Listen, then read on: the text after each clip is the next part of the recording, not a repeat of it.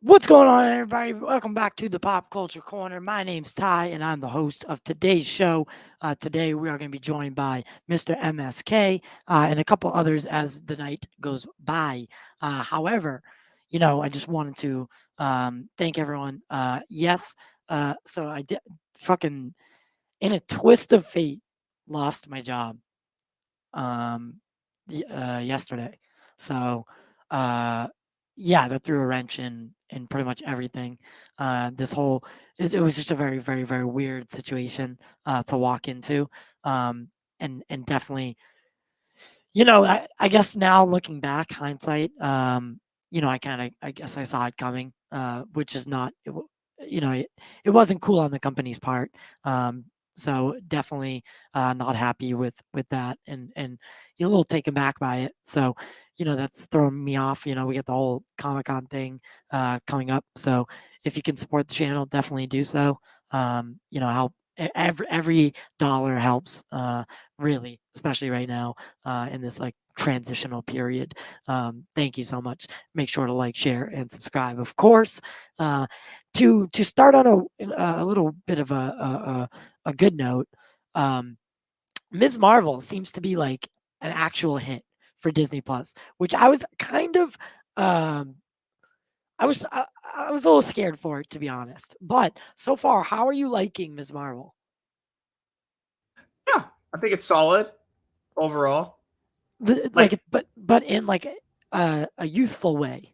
Yeah. It reminds me of a mini little Stargirl kind of thing. They're still kind of fighting their footing in the show so far. I said that before it came out that I was gonna definitely take notes from Stargirl, the atmosphere, the tonality of it, and I think it definitely has. But I think Ms. Marvel is doing a good job of building this this solo story apart from even with the direct ties to the larger MCU as a whole that you get.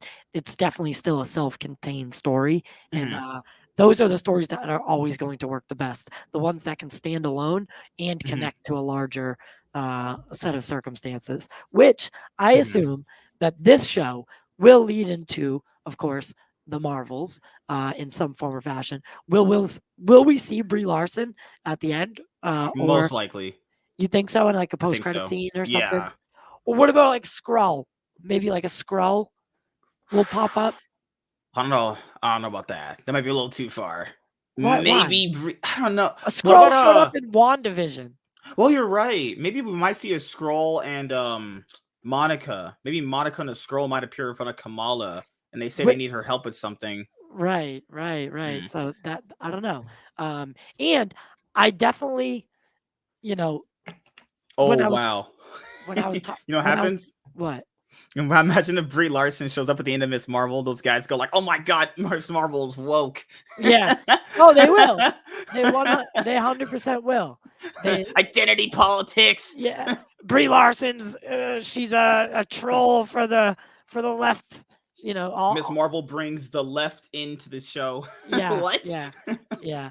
Dude. Speaking of that kind of content, what happened with Jarbo and Zod Rider? You were telling me a little bit about it. I asked Zod to be on it. I asked him. I said, "Hey, can I come in and join?" And he said, "It's not that kind of stream, Ty." And I said, "Okay."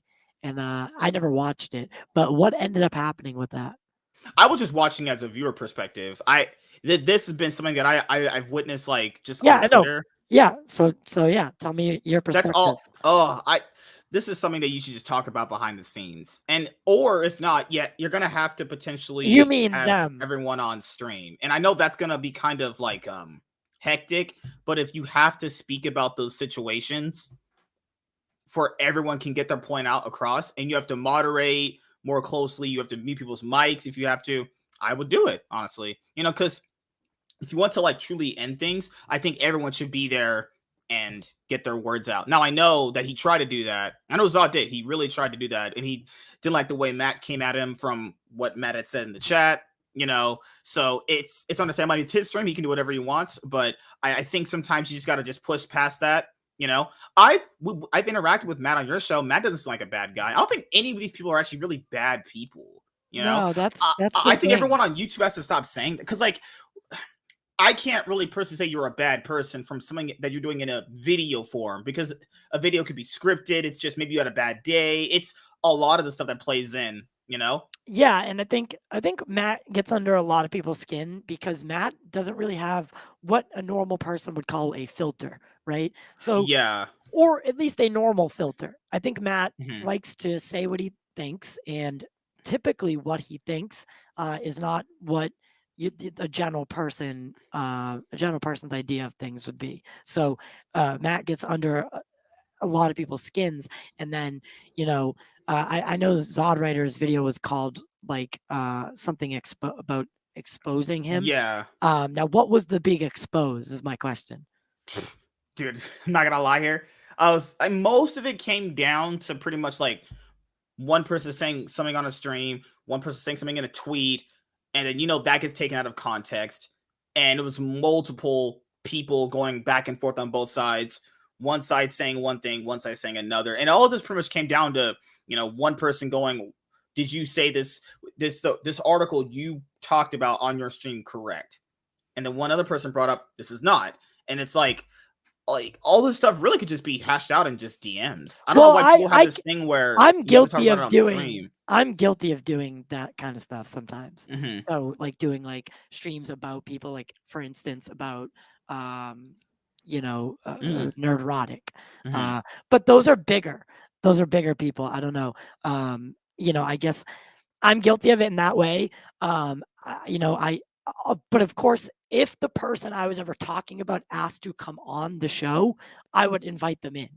I wouldn't shy away from it, because it doesn't make sense to really like. Oh my God, Billy! Thank you so much. Because it doesn't make sense to really talk about someone per se and not invite them in, because you're only giving your point of view, which is inherently going to be biased towards what you're saying. Though it might be right, you're gonna have to kind of prove you're right, because a lot of people always say, "Well, just believe me." It's like, well, why should I believe you? Have you earned me to believe you at all? Well, it's based on the viewer. It's based on the viewer's side of things, right? In every single case of this, it's like the viewer of Matt Jarbo is going to see it this way. The viewer of Zod, they're completely different audiences. Yeah, mind you. And then one of the audiences since I've interacted with this kind of audience for a long, long time, it's not necessarily I think the echo chamber is the wrong word. It's like people don't want to be told something they don't want to hear. That happens in real life too.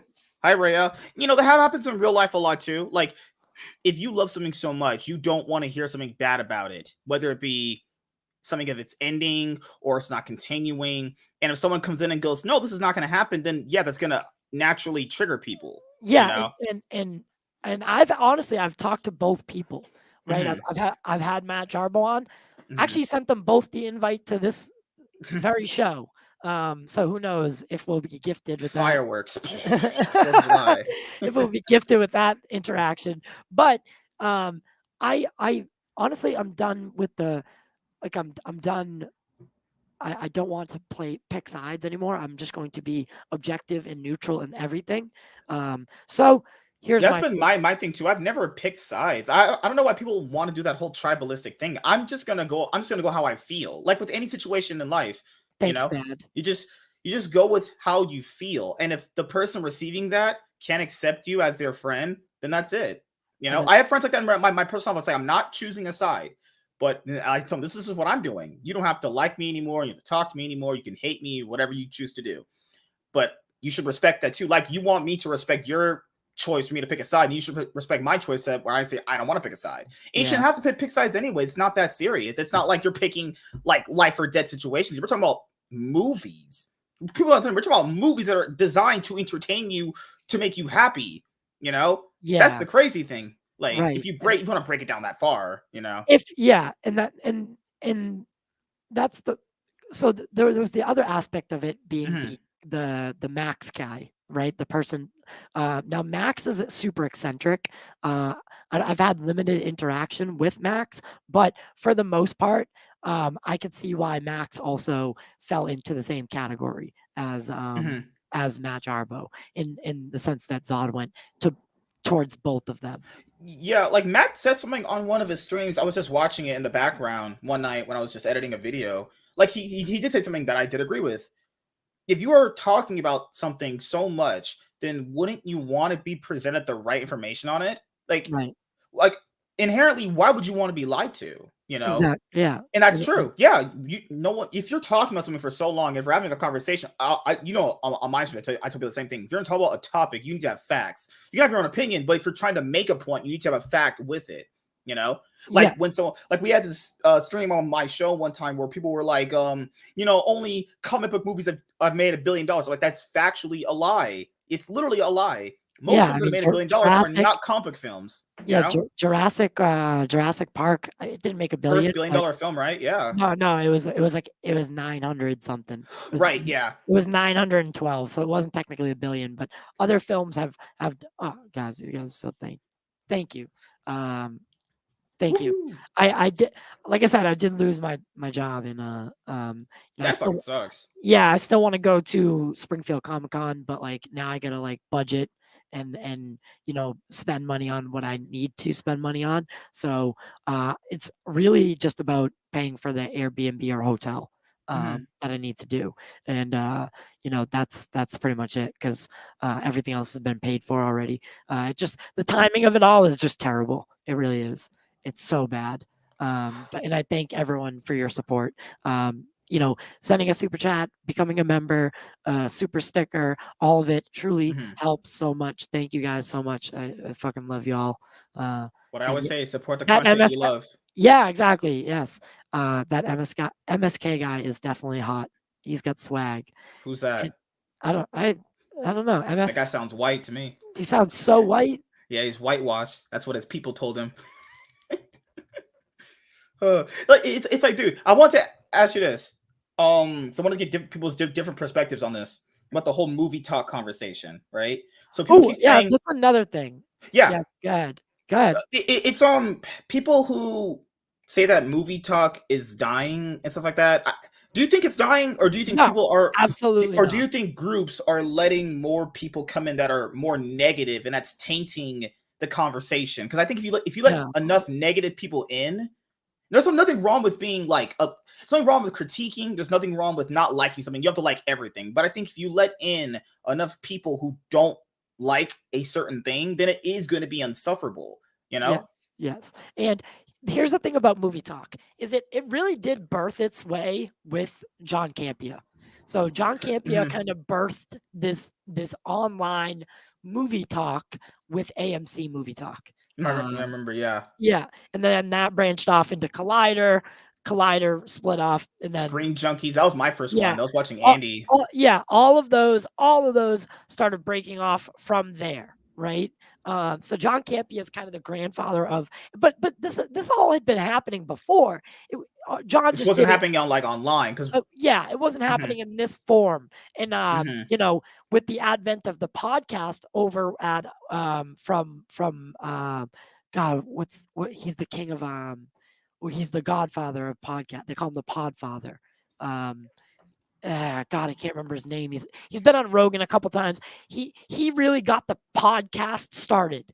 And once that became an app that was available on Apple, that changed the game. That changed everything, right? And then all these shows broke out, and the movie industry, was a very, very large topic that people wanted to discuss as a group, and they still do.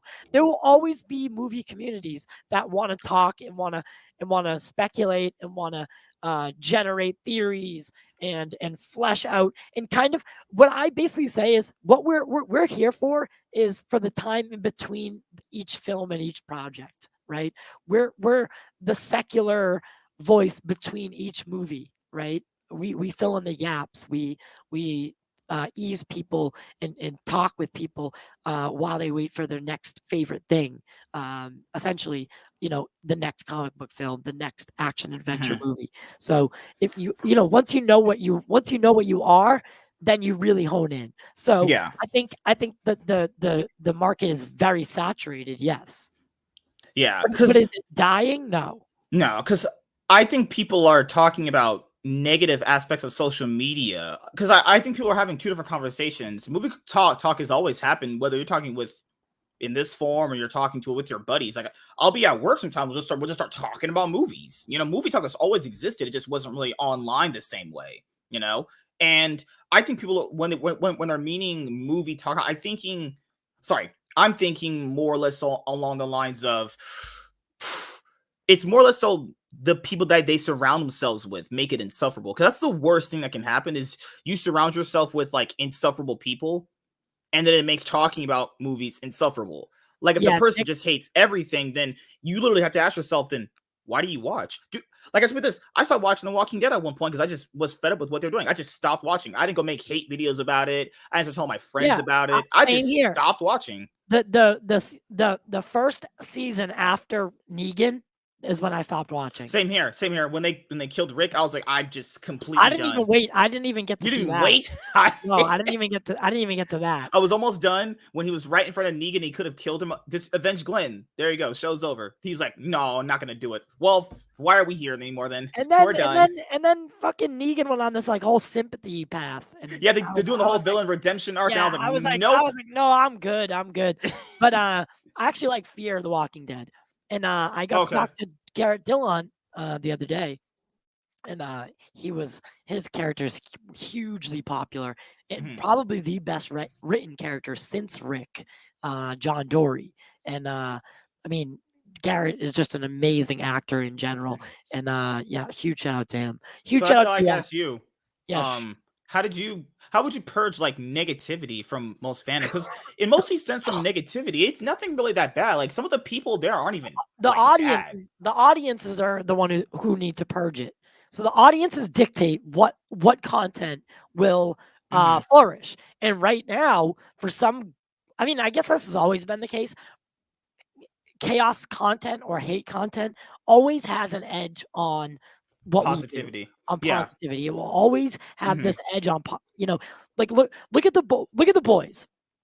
What the boys is, the boys is literally a parody of the superhero genre, right? It spits in the face of Marvel and DC. And honestly, the person that's running their social media should be given an award for the absolute ingeniousness of it. How they're interacting with the public as if VOT was a real thing. Like VOT's, VOT is the corrupt company and that made superheroes in the first place. So imagine if that corporation, a la Disney, imagine if Disney was corrupt and they made superheroes and then made movies about them and stuff. It'd be this whole crazy deal. And the way the story is unfolding, it's a parody of not only the genre but the fandoms as well, and it's showing us what we are. Like, this recent episode had this guy that who's taking care of this one of the characters' kids because he's the stepfather figure, and he's bringing the daughter to a Homelander rally, and Homelander is the bad guy, if you will, of the series. And the main character gets really upset, and it's like a parody of Us, right? Like, that was like the Donald Trump aspect of it, but it also takes parody on the fan bases of certain characters and certain genres. And The Boys is just an overall huge success. Huge. If you haven't already started, I think that always happens in every fandom. Every fandom, TV shows, movies, anime, they all people always like that satirical reflection of them. Right. People like that. And The Boys is doing a fantastic job of pushing boundaries like you've Like never Scream. Scream was supposed to be that for horror movies. They're supposed to be like the meta commentary on that. Yeah. Yeah, exactly. Or And even the news. The news does it a lot too. Like what sells in the news a lot? Chaos. That chaos. Yeah. Do people really check out for positive stuff on the news?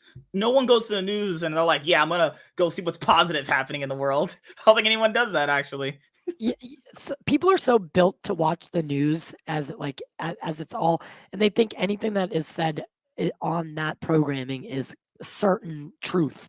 And that's the scary part about it, about the news in general. But I don't want to get too far into that. But The Boys does a good job of actually replicating that. They use social media.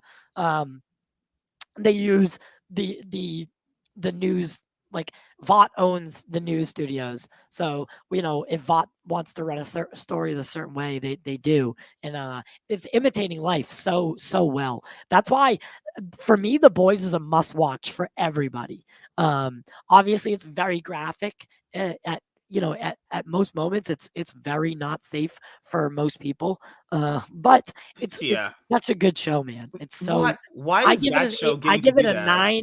9.3 out of 10.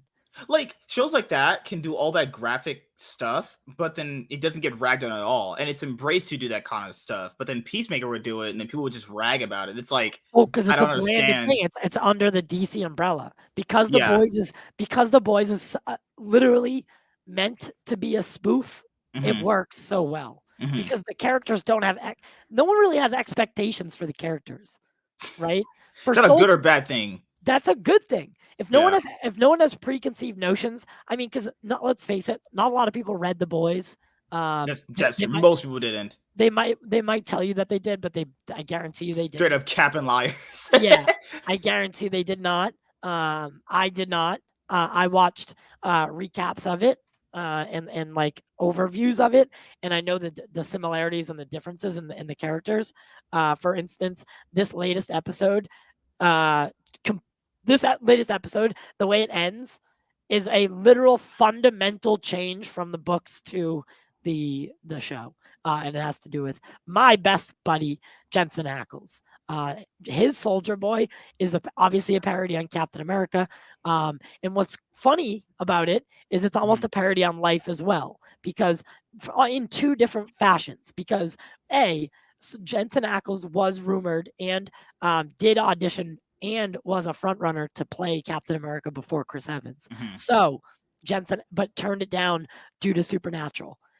Then the second reason is Eric Kripke, the creator of Supernatural, created The Boys. And there's a character named Robert Singer who's currently running for president in The Boys, who also was there was a character in Supernatural named Robert Singer, and he was like a father to Jensen Ackles' character. So the satire just engulfed in itself is just, it's almost overwhelming at some points. Like the parody on this whole fucking thing with Jensen being in the show, it's almost too much. But he is so. I've been telling people about Jensen Ackles for years. Now everyone seems to understand that he's the real fucking deal. I love his Batman voice acting. He is amazing. A real fucking deal, bro. Jensen is a god. He is a god among men. Ooh. I can't wait till he voices Batman again. His Batman voice is so unique. It's so crispy. He just leaked that. Well, he didn't leak it, but he was on he's gonna do Batman for another project, right? Yeah. He signed on for a third Batman. Because he voiced Batman in Long Halloween Part 1 and 2. Both parts. Also, God, he did so good. And then he was Red Hood and Under the Red Hood. Yeah, yeah.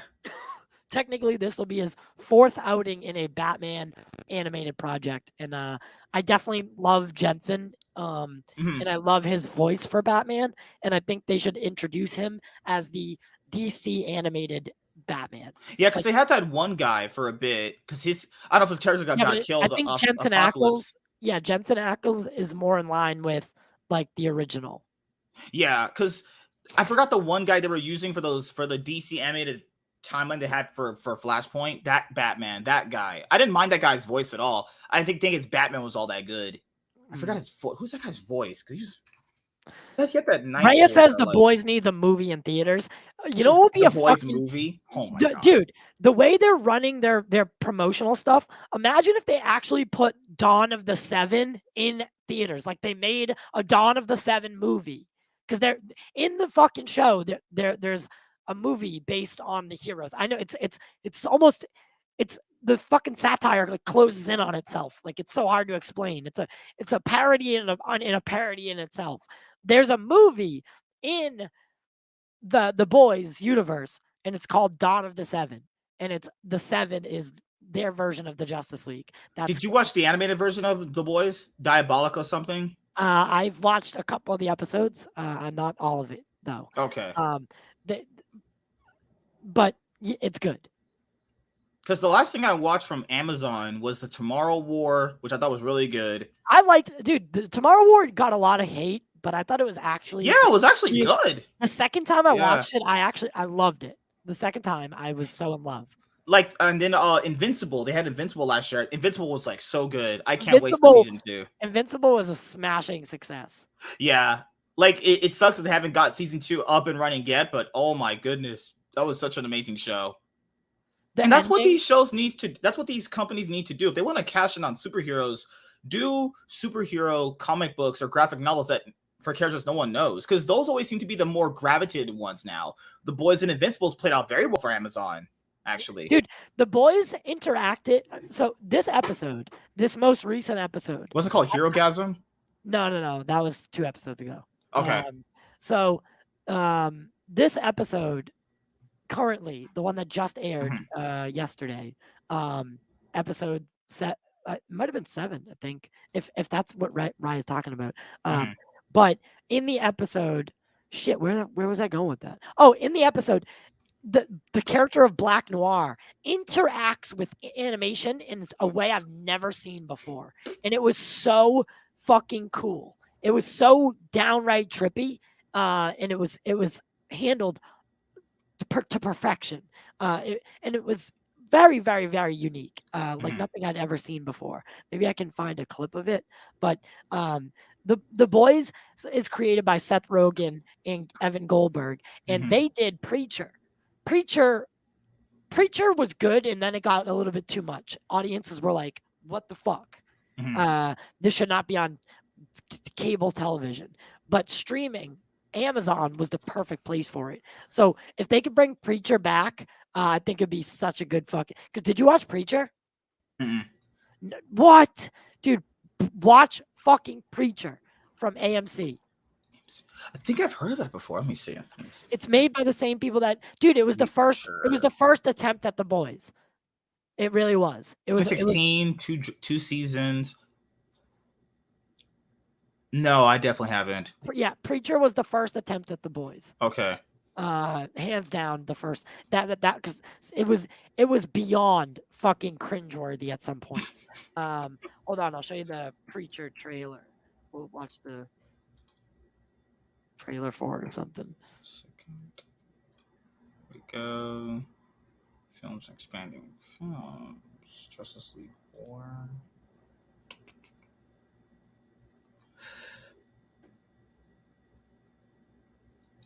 There we go. Okay. Preacher. That seems so familiar. That looks pretty cool, honestly. Yeah, man. Preacher was great. That didn't even scratch the surface. That was the first season, I think. And the first season was the introduction. And you don't know, like, you think you know what you're getting for you think you know what you're strapping in for, but you have no fucking clue at all. It is a roller coaster of a show. And I fucking miss it so much. I really do. You know, when they cancel TV shows people love, that's the worst thing. Ugh, my God. Yeah. And then bad shows get to run on forever. You're like, how is this even possible? Yeah, exactly. But so Stranger Things debuted its finale. Did you watch it yet? Me, I have to watch Stranger Things, actually. You have not watched it yet. None of it yet. But I do hear it's Netflix's best original show, actually. You haven't watched Stranger Things at all? I didn't know it was that popular, actually. I thought it was just, Are you it's just... fucking kidding me? Okay, factor this in. My wife just kept coming at me every night, stopping me You from don't watching it. have a wife. I thought you're supposed to bounce up and be like, yeah, man, yeah, get that girl. You supposed to... Dude, Vecna is the basically the Night King of this universe. They Okay. literally pitched the idea. The Duffer Brothers, they pitched the idea to not to Netflix, but they in the writing room about having this Night King type of creature. And they were like, who should we get to do the Night King type of a villain? And they actually got the same people that did the Night King for Game of Thrones to come up with the design for Vecna. And it was 90% practical. So only 10% of that is VFX. It took 8 hours in the chair on the day to put sorry, I forget his name. Him and him in character each day. And what a credit, really good. To practical effects this is. Look at this fucking suit. It is all right. So just to give you guys some scope here on the last episode is 2 hours and 12 minutes. That is episode. That is very long. Yeah, it's basically a movie. There is more visual effect shots in this episode, in the last episode of season 4, than season 3 had in its entirety. Put that in your brain and try to scope that out. So one 2-hour episode had more single VFX shots than a whole season did. Okay, it was a fucking wild finale, dude. The thing I hear about the show generally is first season's pretty good, second season's good, the third season is this down. season, first and fourth seasons are the best. The best. Okay. First. So why did season 2 and season 3 hit? Because they were like repetitive. They were like really repetitive. And how many episodes were the seasons? Like what, 15 episodes, right? Nah, 8. 8. 8 was Eight was the going number. Okay. I think it even changed this year. I think because people always say you can, because we think you can get out a good story in 8 episodes. You should be able to. Because the Disney Plus shows, they're always going with their 6, 8 episode models. You know, the only character that I'm really kind of sick of on Stranger Things is the 11 character. There's been like this like weird development with the character, and it's apparently now. I mean, I don't want to spoil it for you, but now we figure out some things, and it. I thought they were going away from that. I thought this plane of existence called the Upside Down, I thought it existed always, but they went a different way. They went a different way with it, and I guess I'm okay with it. But honestly, I thought if it was my way, there would have been more stories you could tell.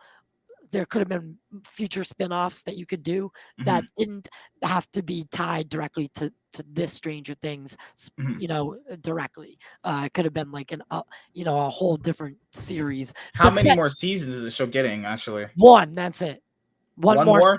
One more. That's it? And the final season is everything is fucking shit. All hell is basically broken loose. Oh, shit. Yeah. Like, it is the Night King kind of scenario where season 6, of Game of Thrones. What was it? 6 or 7? No, season 7 of Game of Thrones. What was the final season? 7 or 8? Wasn't it season 8? I think it was 8. Yeah, right? Season 8. Yeah. Yeah. So the 7th season was probably the best season of Game of Thrones, in my opinion.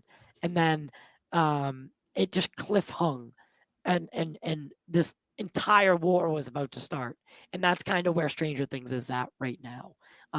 They're at their best right now. The whole and like no loose end is gone untouched, and the Duffer Brothers really did create this amazing universe, and the way it's stretched out and the way that they've built it out of basically fucking thin air, because no one knew about Stranger Things. No one knew. All of a sudden it was there, and it was big, wild. The first season blew up.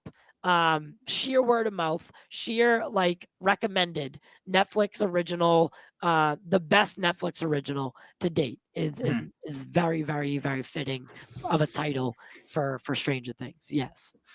Because I know Netflix has been struggling recently with, laying off employees. They want to try to, they're going to be putting in ads in very soon. They're going to try and crack down on password sharing. Like, they need more shows like that. They've already gotten big. They've you know what Netflix did? Netflix has hit this certain plateau where it's almost like they can't get any grow more more subscribers. Yeah, because that's what I was gonna tell people is Netflix has what 221 subscribers, 220 million subscribers, right? No, like when is there a cap to that? Netflix has got wait, how many? I'm pretty sure it's 221 million. I'm pretty sure. Netflix list of streaming services. I'm pretty sure it's 221 million, but it did lose 100,000. They said from the last quarter. So just making sure I have the most updated number before I make any point I'll make. 221.6 million still. Okay. What is it? 221.6 million. Yeah, the next person who's second place is Amazon Prime with 175 million. Then it's Disney with 137.7. Okay, yeah, so Netflix, Amazon, and Disney. I'll show you the top three. So with streaming services, don't you think there's a cap to how many people you can actually get? Like, the people who have it already have it. There's got to be this plateau. I think they have the cap. I think they actually have the max. Because when anyone thinks of a streaming service, what do they think of? They think of Netflix. Back in the day, it was Netflix and Hulu. Those are people thought of actually. Yeah, and still, obviously, everyone that has a kid's gonna have Disney. We know that. And then HBO Max and Hulu are kind of like wild cards. I would say more people have Hulu because you can do the Disney bundle now. And it was also around longer too, so and then a lot of people have a lot of people have Apple Plus simply because of their phone. Simply because of their phone. But Apple TV Plus is a banger. Apple said it's actually really good. I've liked every single every show that I've watched on Apple. I've enjoyed thoroughly. You know what's crazy? HBO Max started a lot longer than some of these guys, came out later, and it's actually it's pretty much by fourth place. HBO Max still in the rankings in its infancy. Mm-hmm. Because it's its own demise. It's HBO Max is its own worst enemy at times. Plus, they said they're gonna try and merge that with Discovery Plus very soon. So it's like you're gonna get another service that you have to tell people that you might have to unsub and go resub to this one. That's gonna be weird when they have to go through that. YouTube Premium has 50 million. Who watches YouTube Premium? Who pays for that? Who pays for YouTube Premium? You are getting scammed. That's actually a scam. I want to see subscriber lists. So yeah, but the problem with streaming services no one really understands is like you could be a sub, but it's the thing to be an active sub. Like Peacock. Peacock has 28 million subscribers, but how many of those people are like actually actively watching their content consistently, daily, weekly? Right. Then you also have what was it?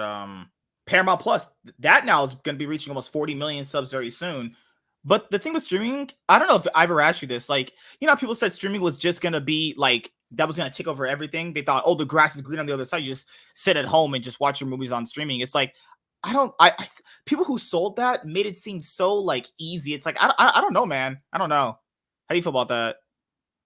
I never liked that idea. I never liked the straight to streaming thing because I'm a huge advocate of the movie going experience. Yeah, same here. Yeah. So I simply can't get down with the idea of only watching a big blockbuster in your streaming service. Yeah, on whatever goddamn service they're talking about. So I was looking for like a chart, but so Paramount has under 36 million, but Paramount has some huge shows now. Paramount Plus is actually really getting Paramount is a hidden gem because I have Paramount Plus. I like it a lot. Yeah, I like it a lot too. I think honestly, for how cheap it is, what $4.99? Yeah, with ads, but the ads are like literally nothing. Yeah, they're super digestible, if you will. Same thing with Apple. Apple ads are like Apple. The way they run their ads is their ads basically are for their own shit. Sometimes they'll do some other shit, but mostly it's their own. They advertise only from within. Like they advertise their own shows before, during, and after each of their own show. So it's a great self-sustaining cycle. You know, it keeps the user engaged on the platform, and that's what Apple has always been good at, is keeping their user engaged on their platform or device. Apple has a tendency to make everything pretty user friendly in that sense, and very, very, very, very user attainable. So Apple TV Plus, I think, is becoming they're including it with every purchase of a fucking iPhone. So it's hard not to have it, right? Yeah, and that's another thing too. Is like, doesn't that inflate the numbers? Because what if that person didn't want Apple TV Plus? Yeah, that's the They have thing. to Is that actively sign up for it to get it. Like the thing with phone companies now. You know how phone companies are like sponsored by streaming services and they get the cut of like the profits. Like T-Mobile sponsored by Netflix and you get a Netflix subscription for like 30 days or something like that. But like, but that's not an actual paying subscriber though. You know, that's just a person that just gets it for free essentially. No, that the companies probably break it down legally somehow. Yeah, but is that like an active subscriber? Because you don't even know if that person even uses the service if they even get it. Yeah, I don't know. I don't know how they break down the metrics. That's why the it's really interesting. mystery. That's the mystery of fucking streaming. And like AT&T, they'll probably give you an Hbo Max subscription. But it's like, is that going to be an active subscriber? Like, do you count that really? Yeah, what they're doing is they're basically using their streaming service as a jumping off point for the service, this other service, right? The phone and internet, like that whole game. Another thing you brought up about do the you think movies, cable's going to be gone soon? You think so? Yeah, it's still around despite people saying, man, it's been a minute. Cable's going to be gone soon. Hey man, it's been a minute, and people have been saying what you've been saying, but it's still around. I don't know how it still has viewers. So is the fucking newspaper. Who gets newspapers these days? What are you fucking talking about, bro? Really? Every single day, every single week, a newspaper is on my goddamn door, and I throw it in the goddamn garbage where it goddamn belongs. No, I'm just kidding. I don't know, man. Like people said the same thing about movie theaters too. Like, oh, when we get VHSs and DVDs, it's over for the theater experience. I don't know. Maybe you're right with cable, but it's not happening yet for some reason. No, different fucking ball game. Totally different ball game, because the a la carte TV has always been the future. I worked with Verizon for a while. Oh, okay. You know what I mean? I worked for Verizon. I saw what people. Basically what my job was I went to different cities and I surveyed people, because at the time, each line, each mile of that fiber optic cable costs $1 million per whatever square mile of. Okay. You know what I mean? So we went in and we surveyed cities to see if enough people would switch to the service and if it would be a profitable margin or area. And honestly, areas that we did the best in were, African American, like, dude, South Philly, New Jersey, New York. We did best in lower income areas, and I got to talk to a lot of really cool people. And I got to, but I also got. What's the most common saying? The most common thing was we want a la carte TV. We want to be able to pick and choose, because not everyone wants this fucking package. You have to choose from these three things, right? Yeah. These three tiers of a cable system, right? The benefit, the basic one. The basic has like basic TV. Talking like Judge Judy, the news, Price is Right, that kind of shit. Then the next level up includes like TBS, TNT, those kind of networks, right? Then the next level up includes like either the movie shit, like HBO and all those ones, or it includes the sports one. And that's where you can kind of add and subtract now. But it's still not a la carte in the sense that, but I mean, it's becoming like that, but it's becoming so saturated with streaming that, it is almost like a la carte TV, where each network you can download their app and simply watch their shit, but you either have to wait for it, or in that There's case. so many more options now compared to when I was younger. Because back in the day, it was Cable, literally just cable and you DVR it. Sports is what's kept cable alive. I think someone, Eric said it. Or those do people still watch those? Well, by the ratings that they show, the same shows. You know what? Yeah. Like American X, all America's those Got Talent, dumbass, The Voice. Yeah, those are all the same shows except they're just worded differently. They're all the same shit. Yeah, they're literally. And they always choose the white guy, because that's a neurotic talking point. It's always the white guy winning. They would definitely love that shit. Yeah. God, my God. No, but won American Idol too. But those shows. But those shows can always exist on a streaming service too. They could. They play on Netflix primarily. I know The Voice does. I don't know about American Idol. I don't know about that now because I don't know if they do deals with those shows. Honestly, ABC, NBC, CBS. They all have their own Dancing with the Stars. I don't know if anyone's gonna. If any streaming service is like, you know what content we have to get? Dancing with the Stars. Like, how was everybody watching the NBA playoffs? Was it on streaming or no? Because I didn't watch the NBA playoffs. Oh, dude, I don't remember. Was it on cable or was it on fucking? Well, streaming? The NBA would have their own channel, but most people who do traditional sports would just watch it on their TV. Like, you can watch the game through. I'm pretty sure you can watch it through the actual NBA YouTube channel. Dude, it's kind of helped bars. Yeah. God, right. Yeah. People love watching it with the crowd. Yeah. Bars. It's helped because bars will get a lot more of attention now before. Games, not even just sporting events, but I mean, not just basketball games or playoff events, but people go to the bar just to watch like everyday baseball games nowadays, because or like their local like whatever family restaurant that plays this stuff, because they have streaming and they want to go watch the game somewhere, and they have to do it like that, and people do that these days. That's bigger too. So that's but the pandemic's also slowed shit down in other areas. We are getting a big boom. We are getting a big boom in movies right now. Really big, yeah. There's movies coming out that even I can't even keep up with half the time. Yeah, dude, I'm so surprised with Jurassic World. I'm so surprised with Jurassic World. I'm so surprised, or just surprised of like disappointment. Disappointment, of course. Okay, good, because that was mine, and holy moly, dude. I'll have to ask you this: do you think standards have risen for the general audience when it comes to movies, or have they just always been the same? I think.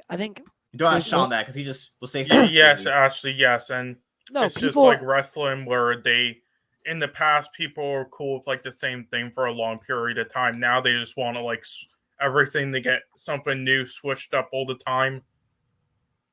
It's weird. This is my thought. So do I sound like a drunk person right now? Yes, that's what you always sound like. Yeah. Fuck you. Yeah. Speaking of wrestling, guys, what do you guys think about the whole fucking Vince McMahon thing? See, I'm not into wrestling, actually. I just want him I'm not into wrestling either. But, I want him to have a stroke and die. But dude, that's some of the biggest fucking news, and it's being swept under the rug somehow, and I'm not sure why or how. I mean, probably because Vince McMahon has his hands in everyone's pockets. This guy's a criminal. Yeah, people have their hands in his pocket. Dude, the WWE is fucking everywhere. It's a conglomerate at this point. And to have a scandal of this size and not have it be plastered everywhere has been baffling to me, because Vince isn't guilty of just like everyday bribery or like fucking giving steroids to wrestlers on a consistent basis as like fucking Tic Tacs. He was like he did some sexual assaulting and other things that he should be prosecuted for. Like, hey, MSK, this will make you happy. He did say the N-word one time. Oh, that's always the best thing to do. What up, my N-word? And then they show a pan shot of like a black guy with a shock reaction. The only reason why a person that powerful would never get taken down, is payroll. He pays people's bills. That's all it is. Really? That's pretty much. That's always the only reason. I never knew that. You know what the craziest fucking part is? Is he stepped down as CEO or COO or whatever the fuck he is, the owner, the creator, and he is still going to have a role in. So Stephanie took over. Stephanie is his literal daughter. She's taking over in terms of the like on the books, but he's still going to be allowed to be the face of the company. And it's like, it's jarring to me. It's fucking jarring. But like no standards. God, they might as well just have Jared Fogle be the new CEO. But God forbid, dude, it's a similar thing to like the Trump thing. It's similar to the Trump stuff. It's like people nowadays, you're only guilty if I don't know. You're only the line of guilt is drawn differently these days. It's even worse on like social media sometimes. It depends on how much money you have. Facts to show you did what you did. Some random guy's gonna go like, "Is that really true?" It's like, but it's factually proven. But I mean, is there anything? Cole? Do you know anything about this thing? Yes. Trust me. Is he being prosecuted? I don't even think so. I think they're just trying to sweep it under the rug. And no, pretty much. And I have some sources. I don't have as much as like in the video game community or esports, but I do have some. This shit has just been happening since forever. This guy needs to fucking die already.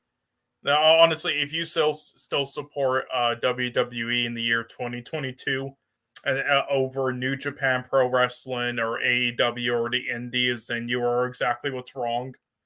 Like, Jesus fuck. Terrible company, terrible owner, poorly run, Jesus fuck, just like a cartel. Look up. So ready? You know how baffling this is to me? So if I simply look up Vince McMahon or, whatever, WWE Vince McMahon, right. Not a single article that I can see is talking about the thing, right? It's all, the first one says he's a known drug addict. Vince McMahon to Triple H about re-signing WWE legend. That's not about what we're talking about. Brains behind everything. Vince McMahon's family member called the smartest by ex-WWE star. Maybe about this, but not in that way. None of these are like the top results aren't even the stories about like, here are the facts, right? Here are what we know to be true. It's all deflection article. These are the ones that are being shown or advertised first. Nothing on the actual story. So that's pretty alarming. Okay. Yeah, this is holy fuck. The first day it was like all released though. I noticed how it basically just disappeared right away. Yeah, and Vince is I guess I guess you could call him a powerful figure, right? He knows a lot of people. He's got a lot of friends in high places. I'm sure he has the ability to make things go away, and he could if he needed to. Let me ask you this: have you watched Stranger Things, or did you catch up with the finale? Me? Yeah. I'm not caught up yet. No. Oh my god! What do you guys do all day? Yeah. My wife. Yeah, fuck off. Yeah. How do you guys not watch these fucking beloved by everybody shows? I don't want to. I just have time yet. I'm so busy. Yeah, I had to go to the dentist today, and that's why I sound like a drunk person because half my face is numb right now. Take all your teeth out. So you guys watching Ms. Marvels? Yes. Right? Yeah. Quality. See, I watched that quality show. Who needs The Boys and Stranger Things? I watch quality Disney kidding me? Plus. Are you fucking kidding me? The Boys is better than that. Honest to God, in my honest opinion, The Boys is better than both of those shows. What do you mean? That's not even remotely close. Miss Marvel's first episode is probably better than everything The Boys ever did. You are out of your goddamn Get out of mind, here, bro. kick him. Come on, for life. You are out of. See you later, dude. Yeah, we can just do 2 people tonight. Yeah. I want to be a Disney shill. Come on, man. No. Wait, what if I can be nerdrotic, but just be for like positivity and be Disney shill? Dude. The Boys has one scene where Homelander is literally getting jerked off by a burnt to crisp Stormfront, and she's in a hospital bed, like burned from the events of a tragic, a real bad, brutal beatdown. Like one of her arms is gone, and she's. It's just so good, dude. It's so fucking good. Guy getting jerked off. I have to watch now. Okay. There's there's another scene where fucking Seth Seth Rogen appears, and he's like a creep guy on the internet, and he's paying to watch Crimson Countess undress and like do the internet escort girl thing. Like the shit he's saying is just by far some of the funniest. Like it's the humor in it is so tragically like life. It's art that imitates actual life. Yeah, but a few people, but a few people on Twitter said it was bad and overrated, so I have to believe them, right? Yeah, definitely. Hell yeah, exactly. Why go formulate your own opinion when you can have someone else do it for you? When you can just have the internet formulate it for you. That's what Sean does. Right? Yep, Sean. Yep, he's talking to you about that. The fuck are you talking about, bitch? That's you. MSK should be like the nerdrotic where he criticizes every like thing that's too white, like just do the opposite. The same thing with aliens and shit, right? People just believe right? It started like, all right, we need proof. And then proof was given. And now they're like, well, we need way more proof than that. And it's like, oh, God, Jesus Christ. Like, how much more? Like, because you need to like convince the public somehow. And at this point, it's what we don't know exactly what is happening out there, but we know that something is happening in terms of some alien or spiritual or whatever you want to call it, some entity is visiting Earth, and it's also not being talked about. I wonder how people would deal with aliens though, because people hate you for the color of your skin, something you can't even control. So how would they well, you know what, aliens? Dude, Ronald Reagan even said it. Ronald Reagan said it in the speech on his way out of the presidency. It said, you know what the saddest part is it would probably take an alien invasion to align the people of the world, like into one human race. And he's probably right. And maybe he knew something that we didn't. Why would he say that? In a legitimate, like, this is his speech after leaving office. It's a crucial speech, right, that a president gives. It's a showcase of the American way, the transition of power, right? And he said that line, and it resonated, right? It resonated. And obviously UFO theorists have ran with that for years, obviously. But I mean, it really is like, it's a direct look at the way that UFOs and shit have been perceived by society and the government. The government at one point made it so that you would laugh at the topic or even the thought of it. That you would dismiss it entirely, like you were chock full of shit. But now that same government is coming out and declassifying stuff and slowly filtering stuff out for us to gather up and put together. And the clues are basically there. We just gotta look a little bit, and it's getting to that point where they even have a name for it already. It's going to be called something day. Not declassified day. It's like when they revealed something to the public. It starts with a D. Can anyone help me here? Wait, so declassified or debunked? Like, what do you mean? No, it's being called, the UFO community is calling it something. I can't remember what it is, but there's a day that this day in the future where the government has basically come out and said aliens or this thing exists. Straight out says it, right? They just stop denying it altogether, and they reveal everything. That day is coming. A lot of people think. It's just happening in pieces, and then it's going to happen all. Then once everything's out and the public has slowly digested the idea, come to terms with it, then they'll fucking drop this. And it's called, God, it's such a good word. It's such a good verb to put it all together. It's called like a something day, and I can't remember the word, and it's gonna drive me nuts for forever now. So, but that they think that day is coming. What do you guys think? Do you think we're being set up?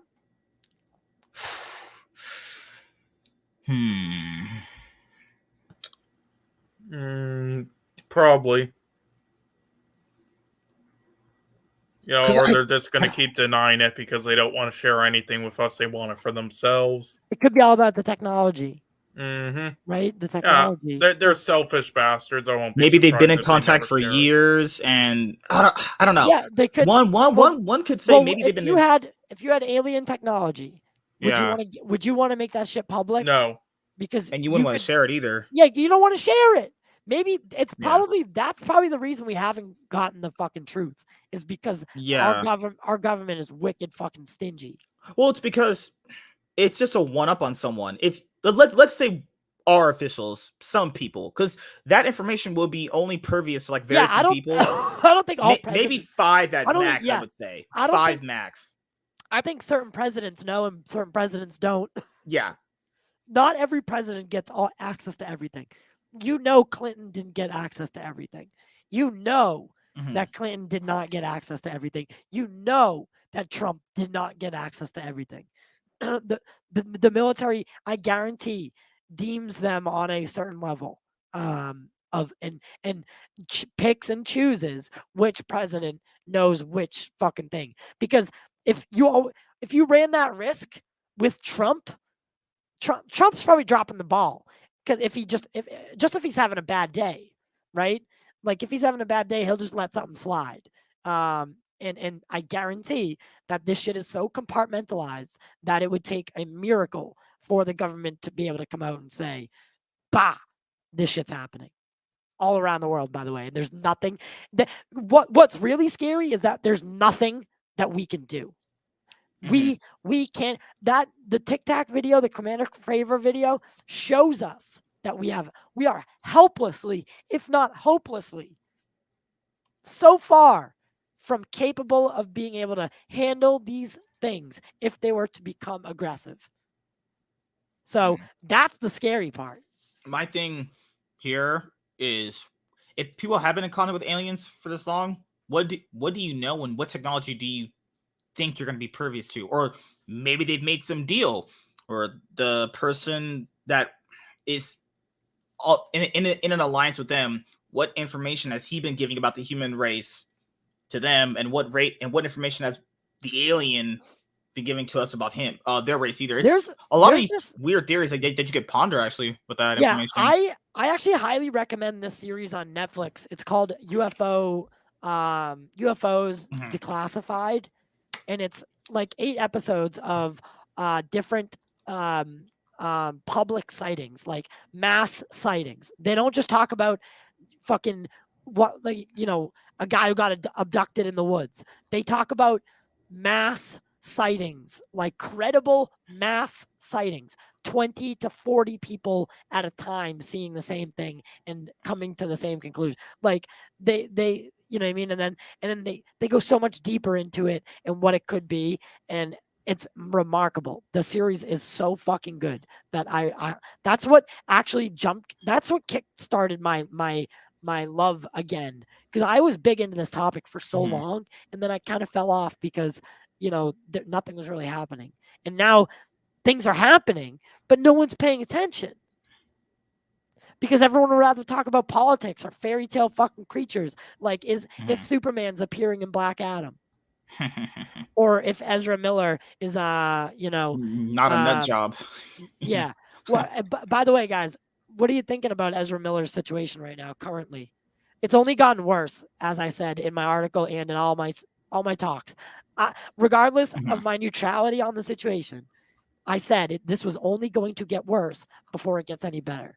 And that has slowly come true. My stance on it, something else might still appear up too. Like every time everyone said nothing's gonna keep happening, it's the last thing, something else always comes up. Yeah, like this. What's the newest thing? Can someone refresh me? The girl that he initially choked in Germany, she finally came out and said what she said about him. That's right. That's right. That's that. So, and then people were like, "Well, she's lying. What Why did she would say? she lie?" What did she say? See. I have to do a video on that too. I don't specifically know actually, but at this point, all these witnesses coming, like, one of them has to be telling the truth. You know, like. Did someone see there was this video this kid put up about an article with Ezra Miller's partner? Did anyone see that? The whole Takata video she put on Instagram? No. Ezra Miller's partner. Like something, her name is something Rose or something. No, I didn't see that one. Yeah, I don't know. I don't know what the legitimacy of it is. What was said in it? I don't know yet. I don't know. Like I said, I haven't really. I kind of fell off this. All right, so I'm looking at Insider right now. It says the woman who accused Ezra Miller of choking her in Iceland says she thought their interaction was just fun and games at first. So the woman, let me share this. Now again, this is all fucking, I guess speculation. I don't know. I don't know what you call it at this point. Could be speculation. Could be the truth. Could be hocus pocus. Could be. By the way, Hocus Pocus 2. Anyone watch that trailer? Pretty good actually. No. Don't listen to Sean. He hates literally anything new and calls it garbage. Unless it's by a certain studio, right? Unless it's by Martin Scorsese or A24. So Tyler, you're probably right. It probably is good. But no, all right, whatever. Ready? So the woman who the Flash actor Ezra Miller appeared to place in a chokehold in an April 2020 viral video told Variety, and Variety I can vouch for. I'm friends with the chief film critic there. His name's Owen Glarman. Good guy. So that she thought their interaction was just fun and games at first. Speaking out for the first time, the woman and friend who was with her at the time, both of whom identified by Variety for their privacy, explained the conversation with Miller that led up to the filmed incident. While the video made headlines around the world, no charges were filed by authorities, and neither Miller nor their representatives have ever given a statement about the encounter. Representatives for Miller didn't respond immediately for insiders' requests for comment. According to the Variety report, Miller was talking to the woman inside of whatever fucking whatever place that is in Iceland that Miller often frequented at the time, as reported by Variety. Miller was wearing flip-flops, and the woman asked the actor about wounds she could see on their feet. Miller told her they were battle scars from a fight, of course, according to the report. The woman said she began to walk away, but then turned around and told Miller, "But just so you know, I could take you." What? I could take you in a fight? Why would she say that? What? I don't. She's probably just playing around. You know how girls do that. Oh yeah, I can get you. No, she said she was joking. She said she meant it as a joke. Yeah. Most girls, I know most girls do that to me. I'm not even kidding. Most girls actually do that. They go like, "Yeah, I'll do that with you." Yeah, but when you have some person who's like mentally unstable, they can't connect the dots. Yeah. And then she said she meant it as a joke, but Miller reportedly replied, "You really want to fight?" The woman, presumably still joking, then told Miller to meet her in the smoking area in 2 minutes, per the report. This is like a fucking high school fight. Meet me at the smoking area in 2 minutes. Another friend of this is a really serious topic. I'm sorry. Another friend of the woman then approached Miller and said he'd heard the actor didn't want the fight to happen. My friend didn't have to say that, the woman told Variety. Oh my God. Let's skip a little bit. I think it's just fun and games, but then it wasn't, the woman told Variety. She said Miller then suddenly got on top of me, choking me, still screaming in my face if I want to fight. At that point, the woman recalled that her friend stopped filming because Miller was obviously not joking, and it's actually serious. Reportedly pushed the actor off the woman. The woman said that the two of her male friends were holding Miller back as Miller was screaming at her, "This is what you wanted. This is what you wanted." That's harrowing, actually. That's really freaky. So presumably, I don't know. What does this make you think? This guy needs rehab immediately. That's what I think. This is like scary stuff. Like the pattern is very you have to say the timing is very suspect, but the similarities are very uncanny. And this is a story from a while ago. Like, this isn't even recent. This is now recent. Her a couple years ago. Yeah, this is this is 2020. That incident took place in 2020. So it's only been about 2 years. It's hard to it's one of those things where, like, when does someone speaking out at some point, given X amount of time, kind of leads you into the suspicious of, like, are you really remembering the story correctly from your point of view? You know, I don't know how that settles for people. 2 years isn't that long, would it not be? Yeah, I mean, it's like, when do people gauge that? Like, if you speak out 5 years later on, are you even remembering that story like the way it happened? You know, I think 5 years is a pretty big stretch. Like, 2 is decently recent, you know? And I saw people on Twitter going like, well, is she lying too? It's like, well, if I mean, that it's good that people question this stuff and not just automatically believe it, but, you know, you would have to also question, like, why would she lie too? Like, what is her goal? You know, what is her end goal of saying all these things now? You know? I really don't think it's a lie. It could definitely be exaggerated with the time span, but, you know, I don't think it's completely a lie at all, though. Definitely has to be a bit true, at least in areas, even if it's a bit exaggerated. Yeah. Because, like, people want to, you know, defend him, and that's great. Like this, people learn with Johnny Depp. You know, don't come to conclusions. You know, don't count your chickens before their eggs before they hatch. I forgot the saying on that. You know, don't count your chickens before they hatch, kind of thing. And that's true. Yeah, you should question things, and you should definitely, you know, engage with it and be like, okay, we should probably just take these with a grain of salt until, you know, we get more information. You know, I just don't agree with it in this case, though, because, and even if that was sort of the case, and a lot of, like, all the claims are, like, really exaggerated, Ezra Miller's, you know, he still did tons of poor choices and poor things still, even if that was the case, and it was clear that this guy needs, like, help, and it would be better if they just moved on, if he just put all of his roles on hold. So that's just what I don't totally understand about the people just fucking dick ride and defended him, but that's just me, but whatever. Like, I would hope he didn't do any of this stuff. Now, that story that we just read is a bit different because we literally saw him on video do these things. You know, like, we did see him on video choke her.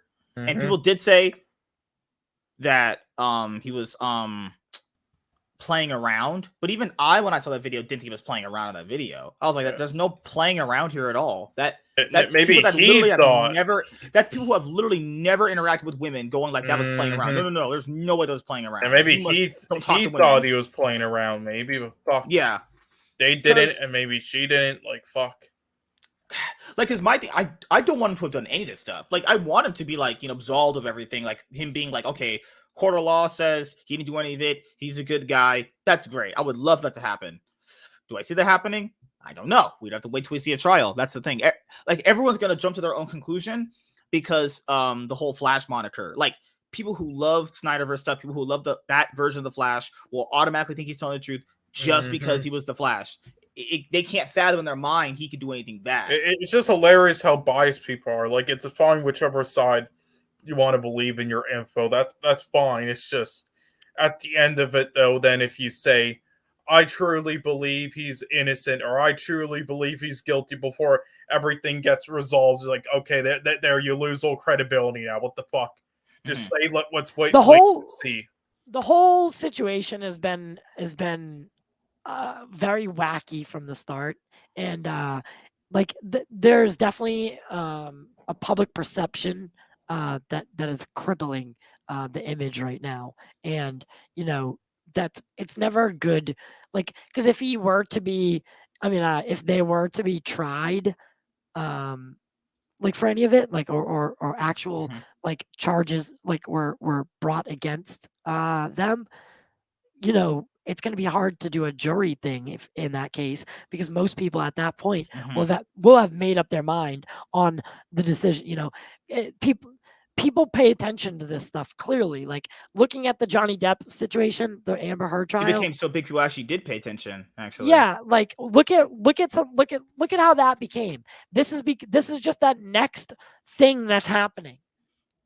Yeah, because like you would expect most general audience people to like not pay attention to this stuff. If it gets big enough, they will sure pay attention because it's going to be on magazines. It's going to be on various, like these people read like cosmic book news on Facebook as their news. So yeah, these people will definitely hear about it. Even if they're hearing about it from bad sources, like we got this covered. They'll hear about it from that and go, oh, what the hell? Like, what's the other ones? Like, even giant freaking robot. Yeah, giant freaking robot has always even Geekosity.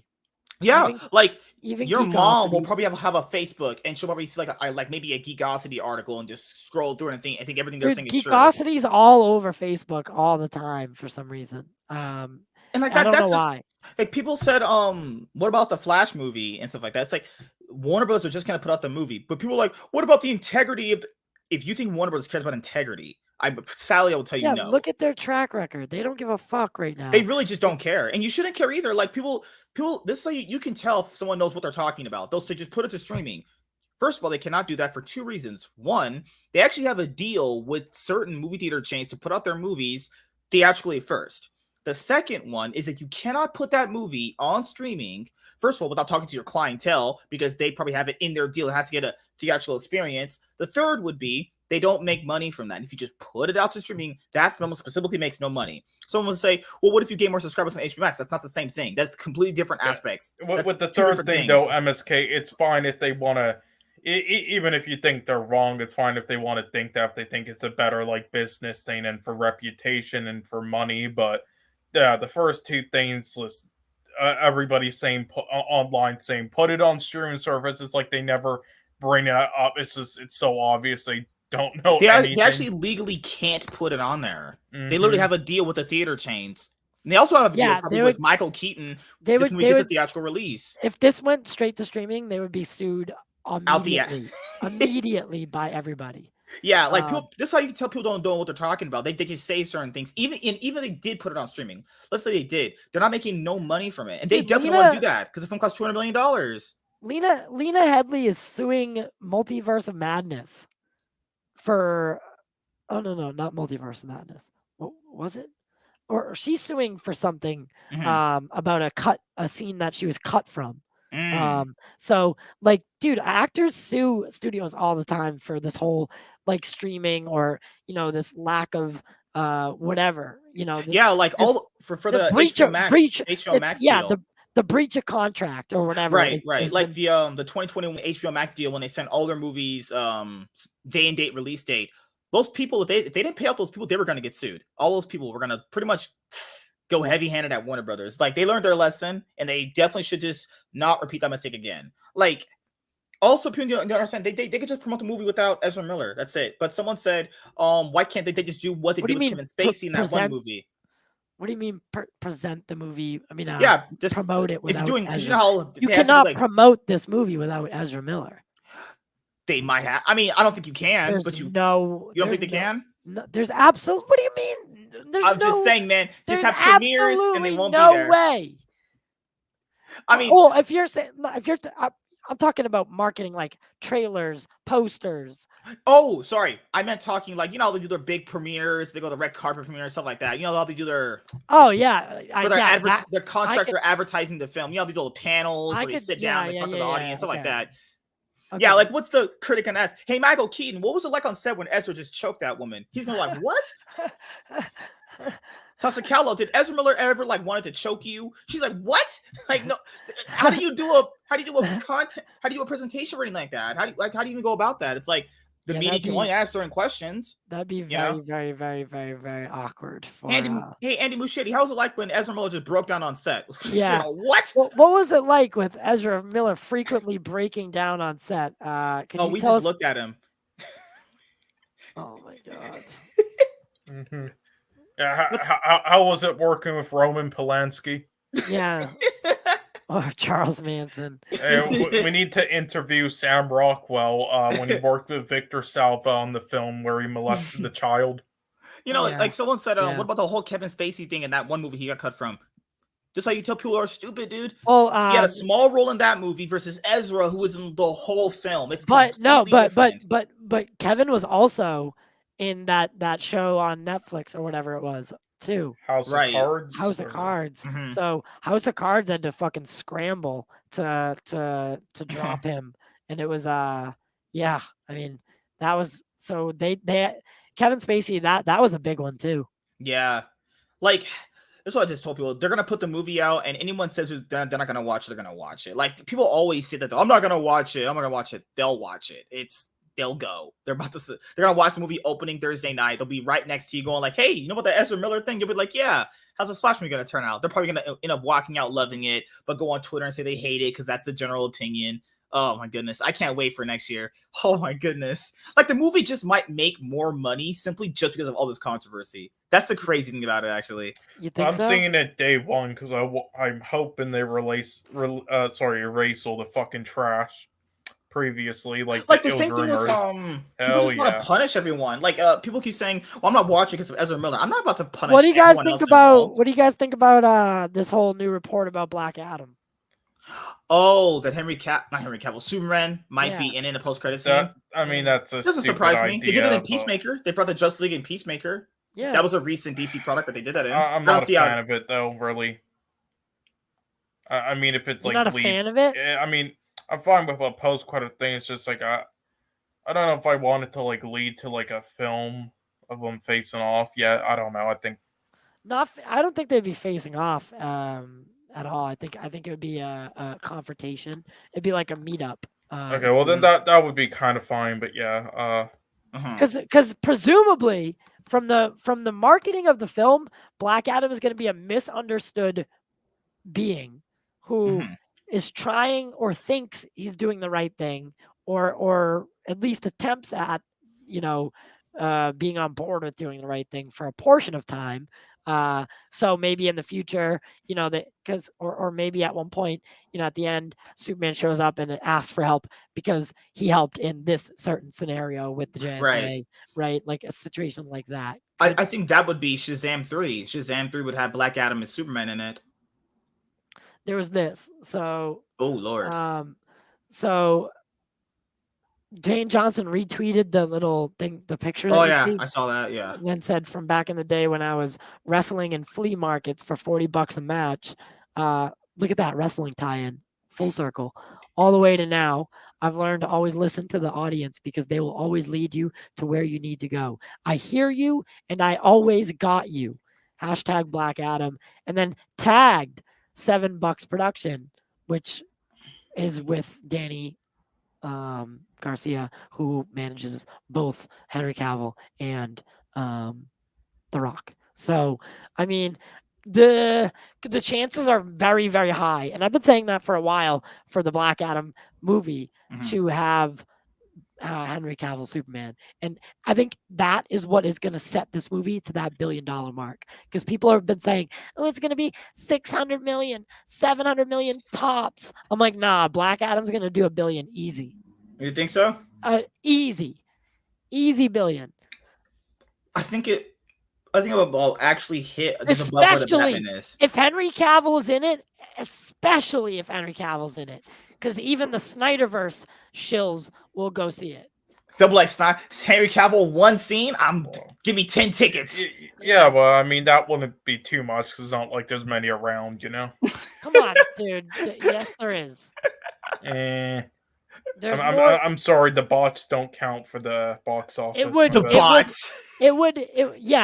it would still dramatically increase the box office. Yeah, I'm joking, but yeah, I would. Look at the Peacemaker show, fucking finale thing. it jumped. It's that one episode skyrocketed that whole the whole series previously, just because the Justice League show up at one point. So yeah, like I know people said that scoop came from like a giant freaking robot, but it was like, to be fair, I'm not saying they're credible at all, but it's not out of the realm of possibility when the previous DC product we just saw introduced the Justice League. So if this movie coming up introduces like Superman in post-credit scene, is that too far out of the realm of possibility though? Is it really that far out of the way? It's like, I could kind of believe this maybe. It might not be Henry Cavill. Whatever, dude. Yeah. I mean, so I'm probably gonna be wrapping up in probably now actually. And I'm probably gonna be doing something a little bit later. We're gonna be figuring out something because I'm gonna need to be doing a lot more streams while I search for a new job. That's how you're gonna earn the money. That's how you're gonna earn the money, guys, right? Yeah, we're gonna give you your own show called Pop Culture Corner. Just that's your show. Shut up. Yeah. All right, MSK, what is or where can they find you if they want to continue the conversation and or see what you have to offer on the daily basis? Subscribe to the Daily Wire and Ben Shapiro. Oh my God, you're such a fucking idiot, dude. Subscribe to Master Swacking Entertainment and follow me at C9MSK7. We actually are streaming right after this stream, 5:30 p.m. PST. So head over there and watch that. Hashtag We Love Gina Carano. Oh my God, you're an idiot. What about Mr. Cole? Where can they find you and continue the conversation? Yeah, well, you'll find me at Popcorn Planet. We'll be discussing all the latest stuff. God. No, you'll see me on just anyone else's streams. I mean, I would like share my social media, but you probably wouldn't find it, and I'm not doing really anything on it right now. So, all right. Yeah, but yeah.